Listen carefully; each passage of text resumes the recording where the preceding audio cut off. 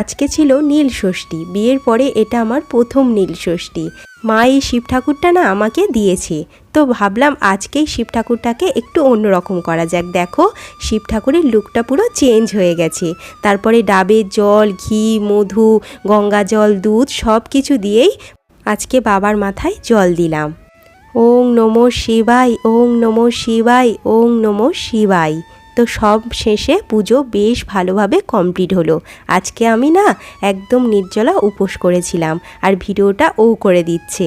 আর ওর মা যেহেতু আমাদের কাছেই আছে, এখন গঙ্গাসাগরেই থাকে মা বাবা, তা এখন আমার কাছেই এসছে। বাবা এসেছিলো, বাবা চলে গেছে, মা আছে আমার সাথে। তো মাও পুজো দেখছে আর ও ভিডিও করে দিচ্ছে, আর আমি পুজো দিচ্ছি। খুব সুন্দরভাবে পুজো আমাদের কমপ্লিট হলো। আর একটা কথা তো বলতে তোমাদেরকে ভুলেই গেছি, এই যে শাড়িটা আমি পরেছি এটা বোন আমাকে দিয়েছে। কেমন আমাকে লাগছে শাড়িটা পরে অবশ্যই জানিও। আজ আসি, সাবস্ক্রাইব করে রেখো কিন্তু।